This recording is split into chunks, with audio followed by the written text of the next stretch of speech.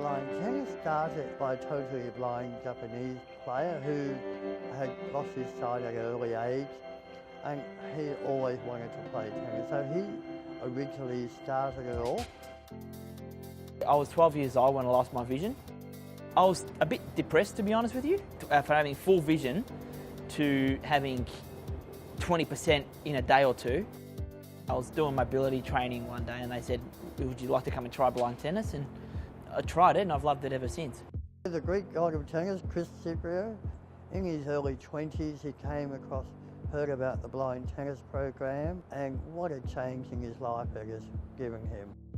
Ever since I've had my guide dog Ivory, I've been participating in a blind tennis program under Blind Sports and Recreation Victoria, and it's been great. You know, it's been getting me active and physically fit and making me love the sport.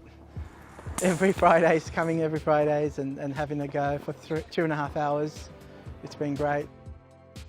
Sometimes it's hard to conceive how do you play it, and a number of our accomplished players really thought they couldn't play tennis, and you know, now some of them are going on to represent Australia. The rules, they differ a little bit than the normal tennis. So we use a different type of ball. So the ball is more of a sponge ball and it's an audible ball. So there's a bell in there so you can actually hear it. As well with different categories of tennis, blind tennis. So a B3, which I'm in, the category, I get 2 bounces.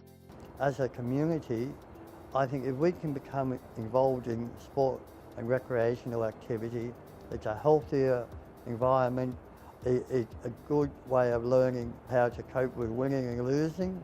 I think inclusion is critical, socializing is critical for blind and low vision people in general, and I think sport just opens up so many doors for them in that sense. In May 2017 was the first international tournament that had several countries participate in it, so it was the first one ever.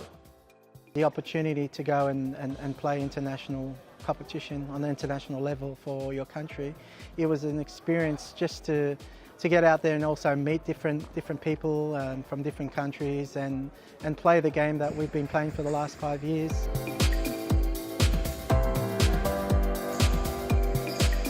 Going to a country by myself, not knowing the area, yeah, I know manage that really well.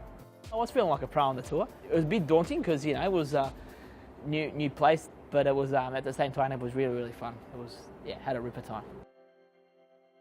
I think if we promote the sport, I don't see why not blind tennis can be one day watched on TV and having its own fans and followers at the Paralympics.